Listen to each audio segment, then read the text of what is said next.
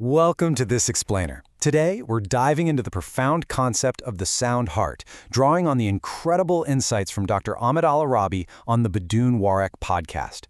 We live in a world that constantly pulls our attention outward, right? Always demanding we look at the next flashy thing. But today, we're looking inward.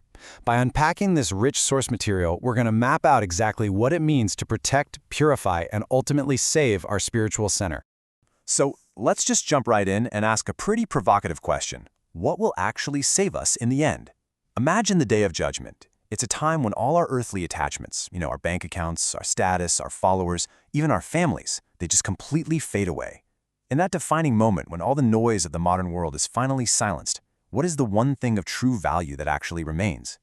The ultimate currency of the afterlife is made crystal clear in the Quran, as we see in Surah Ash-Shu'ara, the day when neither wealth nor children will benefit, only a sound heart. This establishes incredibly high stakes. Think about it. Even Prophet Abraham, known as the father of prophets and a man of immense faith, he feared for the state of his own heart. He prayed not to be disgraced on the day of resurrection, deeply aware that a pure, sound heart is literally the single requirement for ultimate salvation. Section 1. Quality over quantity. Let's look at how our perspective shifts when we focus on the heart. The crucial point here is that redemption is always possible, and it's driven entirely by the state of the heart. Historical spiritual texts tell this unbelievable story of a man who murdered 99 people. Seeking repentance, he was told by a devout worshiper that he couldn't be forgiven, so he killed him too, bringing the total to a staggering 100. Yet his heart still genuinely ached for redemption. A scholar finally told him, "Hey, you need to leave this corrupt land and travel to a place of righteous people."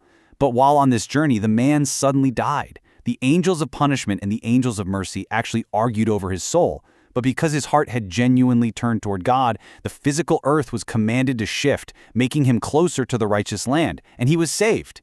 It wasn't a lifetime of good deeds that saved him, right? It was a single, monumental shift in his heart. Now, through the trials of life, our hearts are exposed to constant temptations. They're woven into us like a mat, stick by stick. A heart that rejects these temptations becomes a white heart, solid as a rock, pure, and naturally immune to worldly trials. But if a heart absorbs every single sin and temptation, it becomes a black heart. Dr. Al-Arabi highlights a fascinating metaphor for this, an upside-down cup, or a kooz. Just picture that. If you try to pour water into an upside-down cup, it simply spills right over. It doesn't hold anything. A blackened heart completely refuses to accept light, goodness, or truth, simply because it's already full of its own desires. Section 2. Diseases of the soul.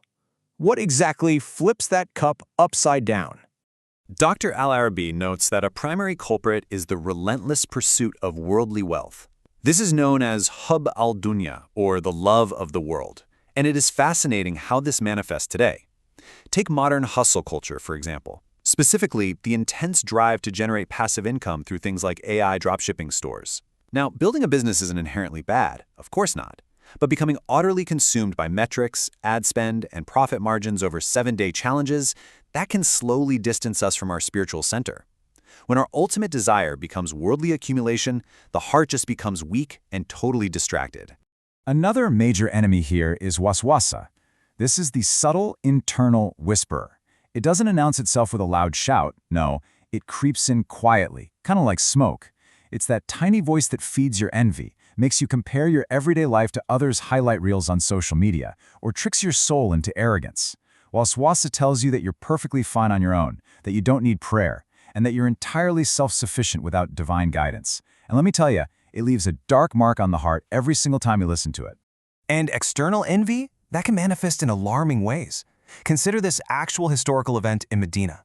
During a time of peace, the prophet's message was spreading, filling homes with light. But this light was seen as a massive threat by those whose hearts were just filled with jealousy.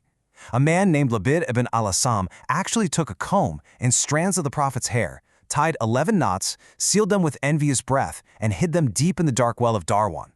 This actually affected the prophet physically. He felt heavy, his memory clouded. This proves that while hidden envy and jealousy can temporarily cloud even a prophet's mind, divine remembrance always breaks the spell. The revelation of protective verses unraveled every single knot, instantly bringing light back to the darkness. Section 3. The shields of protection. Let's talk about how to proactively defend ourselves. The scholar Ibn Abbas mapped out the stark physical and social duality of our choices, and it's pretty eye-opening. A life of good deeds literally brings a visible light to the face. It brings a sense of space and ease in your daily provision, and an unexplained love from the people around you. Conversely, the path of sins casts a darkness on the face, creates tightness and stress in your livelihood, and breeds alienation and hatred from others. So protecting your heart isn't just some abstract spiritual exercise. It dramatically alters your physical reality and your social relationships. As for direct defense, we're given two incredible shields of mercy. Reciting Surah Al-Falaq provides a literal armor against external harms like the darkness of the night and the envious eyes of others we just talked about. Then Surah An-Nas acts as the shield against the internal enemy, the waswasa, those creeping thoughts and doubts. But perhaps the absolute most profound defense is forgiveness. Remember that spell in the well? When the Prophet's companions retrieved the knotted hair, he chose not to expose the attackers. He didn't seek justice or revenge. He chose forgiveness. This teaches us the true strength lies in divine refuge and merciful restraint. Forgiving others is actually a powerful, proactive way to keep your own heart pure. And this physical and spiritual defense, it builds right into our daily routines. True prayer isn't just a habit you check off a list. It's a step-by-step physical and mental procedure to completely surrender the world.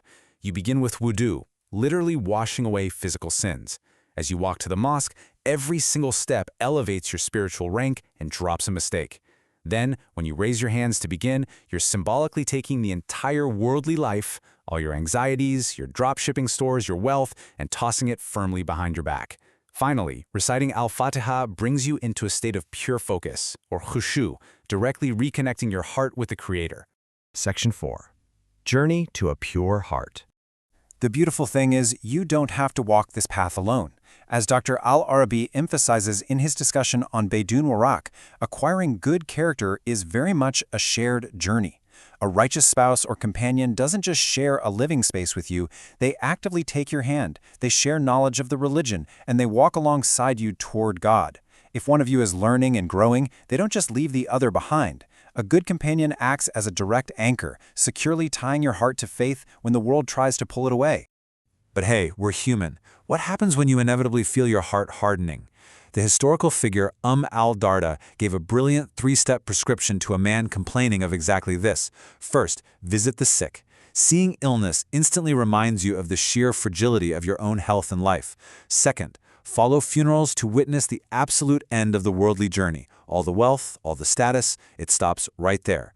And third, visit graves to look at your ultimate permanent home.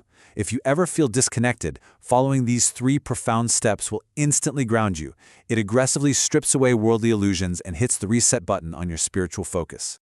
We're going to wrap up this explainer with a really powerful, provocative question that forces us all to look inward.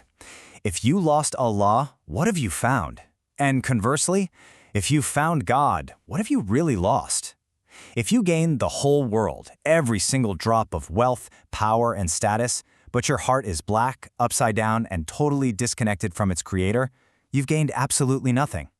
Protect your heart, guard it from the whispers, and keep it sound. Thanks for joining me on this explainer, and I really hope this leaves you with a renewed focus on what truly matters in this distracted world.